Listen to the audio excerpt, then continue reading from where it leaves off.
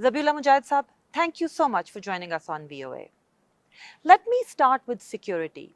Daesh has managed 2 big attacks in Kabul and numerous other small attacks in other provinces.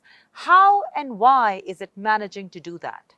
بسم الله الرحمن الرحیم حامدا و مصلیا اما بعد اول خو دا وایو چې داعش کوم غټه پدیده نه ده، یعنی لویه ساحه په لاس کې نه لري، حتی خپل وجود نه لري، په پټ توګه باندې ژوند کوي، یعنی لوی تهدید یې نسو بللی.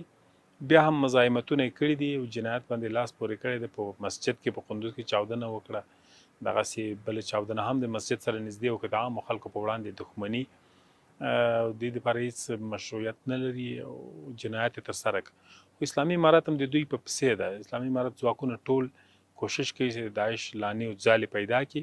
په تېره یوه نیمه اونۍ کې موږ د داعش لسګونه تنه په کابل کې نیولي دي. د دوی 3-4 مراکز موږ خنثی کړي، له منځه وړي. د لسګونو نورو د دوی د بریدونو د طرحو مخه مو نیولې ده.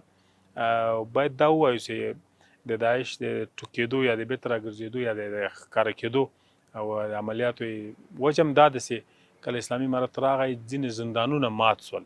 په زندانونو کې ځینې د دې جنایتکاران چې مخکې په زندانونو کې پراته وو هغه راووتل، نو داسې کېدی چې دغه حالت لږ د دوی په نفع سو. خو زر به مخه به یې نیسو او موږ جدي یو چې په مخ کې به یې درېږو. The suicide attacker in Kunduz was a Uyghur. Has China expressed concern to you about that? What has China said to you since the attack? موږ داسې څه خبره چا سره نه ده سوې او هغه کار دی داسې چا نه و چې د با هېواده د باندې وي. موږ پوهېږو داعشي فکر چې دا ځینې افغانان د داعشي فکر اخیستی، بل څوک نشته. یعنې په افغانستان کې د داعش بهرني اتباع وجود نه لري، شتون نه لري. هغه خلک چې دلته داعشي فکر یې ځان ته اخیستی هغه افغانان دي متاسفانه داسې جنایت کوي. نو په دې مورد چین له موږ سره کوم رابطه نه ده کړې. Let me now turn to economy. Afghanistan's economy is not doing good. What is your plan to save the economy? بله، اقتصادي وضعیت به انشاءالله د نورمال کېدو په حال کې ده. موږ ملي عواید جمع کړي دي، اوس هم د جمع کېدو په حال کې دي او زموږ ملي تجار د پانګونې لپاره کارونه آماده کړي دي. ځینې لوی پروژې چې د سړک جوړونې برخه ده یا په ځینو نور برخو په هغو باندې هم کار روان ده او له ځینو هیوادونو سره د استخراجاتو په برخه کې هم موږ تیار یو، نږدې یو چې توافق ته ورسېږو. نو دغه اوسنی اقتصادي وضعیت مقطعي ده، لنډې زمانې دپاره انشاءالله بېرته به وضعیت ټول نورمالېږي او موږ به په وضعیت باندې کابو پیدا کوو. امید ده چې ډېر لوی تشویش نه وي. In your negotiations with the US, what are you hoping for? How soon do you hope the US can unfreeze your money and what are you willing to offer them in return? ما مخکې وویلې دغه بندول د پیسو مشروع کار نه ده. د افغانستان له خلکو سره ظلم ده، باید دا ونه سي. د امریکایانو سره هم زموږ خبرې روانې دي، نورو هیوادونو سره، نړیوال بانک سره، دوی سره زموږ تماسونه شته چې دغه پیسې باید خلاص سي. د افغانستان د خلکو پیسې دي، د افغانستان د خلکو ډوډۍ ده، د افغانستان د خلکو د ضرورتونو د حل لپاره دا بودیجه ده. نو هر څه زر باید دا کار وسي. د بشري عاطفې له مخې هم دا کار باید وسي. د افغانستان د خلکو حق غصب نه سي. One of the things the US has asked for publicly is for you to open secondary schools for girls, and the Taliban also promised education for women. These schools are already segregated. What are you waiting for? Why are you not opening these schools? تر اوسه پورې امریکایانو خپلې غوښتنې مشخصې کړې نه دي. هغه عمومي اندېښنې ښیي د بشر د حقوقو مورد باندې، د ښځو د حقوقو مورد باندې. هغه موږ اطمینان ورکوو چې هغه حقوق موږ رعایت کوو چې کوم شریعت اسلامي کې ورته مراعات کول لازمي دي. په هغه باندې کار کوو، هغه تر اوسه تر کار لاندې دي. نو دې دپاره موږ نه وایو چې هغه د مکتب ته نه ځي. هغو دپاره زمینه سازي کېږي او څه طرز العمل جوړېږي، په هغه باندې کار روان ده. So can you explain this plan to me, the plan for girls' education? How will it be different from what's happening now? دغه تغیرات نه راځي، صرف په طرز العمل کې به یو تفاوت راځي چې د ښځو د مسؤلیت لپاره، د هغو د انتقال لپاره، د هغو د ښوونځیو کې د چاپریال د مسؤلیت لپاره کار کېږي چې هم په فزیکي لحاظ هغوی امن کې وي، هم له رواني لحاظ هغوی مطمئنې وي. داسې یو پلان باندې کار روان دی. داسې مربوط ارګانونه به څرنګه هغه تشریح کوي، بیا به وروسته شاهدانو په همدې خاطر باید کار وسي او دا یو ضرورت و. The Taliban have said they will allow women to work in Afghanistan, but under Islamic law. But there's a lot of confusion among Afghan women on what is Islamic in your definition. So, for example, me sitting here interviewing you, do you think it's Islamic? په هر صورت دا د اسلامي علماو کار د دغه د ښځو د تعلیم او د کار ساحې مشخصې کړي او هغو ته طریقه وښیي چې څرنګه دوی باید خپل کار وکړي یا څرنګه خپل تعلیم په مخ بوځي. موږ باید منتظر پاتې اوسو چې زموږ د اسلام علما چې هغه په دې مورد باندې کېدای شي جمع سي، مشوره وکړي او حکومت ته نظر ورکړي. A lot of educated Afghans have left the country recently. Some people say that Afghanistan does not have enough skilled people left behind to run a country. How will you manage?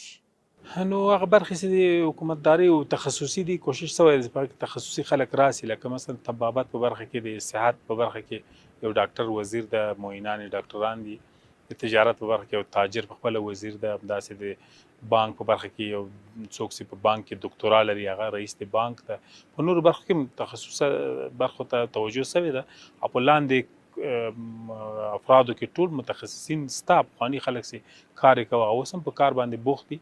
You have expressed interest in China coming to Afghanistan and investing money. What is it that Taliban want China to do? او دا یو مهمه خبر ده، چین زموږ یو همسایه هیواد ده او د هغو تجارت برخه کې مخ په وده هیواد ده. کوشش کوو د هغو د همکاریو د تجارتي برخه کې، اقتصادي برخه کې، پانګونې په برخه کې په افغانستان کې هغوی کار وکړي، همکاري وکړي. ولې دا همکاري به کله هم د مداخلې په معنا نه وي، د چا مداخله په مملکت کې نه منو، ولې د هغو تجارتي برخه کې همکاري او دې ته ضرورت لرو او زموږ هیواد آبادي ته ضرورت لري. دا به د چین او د نورو هیوادونو په همکاري باندې کېږي. When you talk to Chinese diplomats, what is it that they want in Afghanistan? What is it that they want from you? And what is it that they want to do in Afghanistan?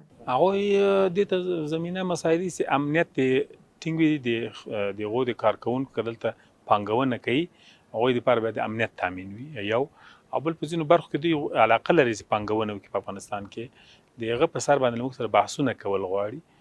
له یو له هغو نه مثلا د مس عینک پروژه ده، د مس عینک مهمه ساحه ده چې هلته دوی غواړي پانګونه وکړي میلیاردونه ډالر، دې ته افغانستان هم ضرورت لري او د امنیت په برخه کې د هغو د سرمایو د ساتنې په برخه کې او د هغو د اموالو دپاره دلته د بازاریابي په برخه کې کومک وکړی ده او موږ هم ورسره ژمنه کړې.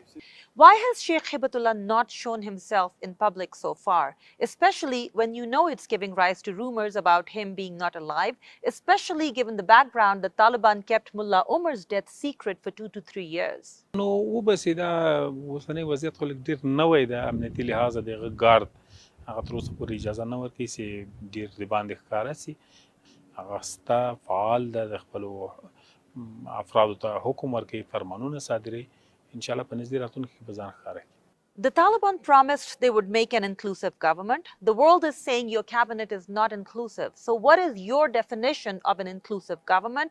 And when will the Taliban cabinet be inclusive? دا د چې افغانان ټول یعنی د افغانستان د مختلفو قومونو استازي په نظام او په حکومت کې برخه ولري او هغوی رول ولري، دا شمول معنا لري چې ټول افغانان پکې شامل وي او دې دپاره زمینه مساعده شوې ده. زموږ کابینه کې د مختلفو اقوامو خلک شته او هغه فعالیت کوي، د حکومت په بدنه کې حضور لري. نو لا هم د حکومت چې د تر اوسه سرپرست ده، لا هم د تقویې، لا هم د شمولیت په لور باندې روان ده. کره به نور مراحل هم طی شي.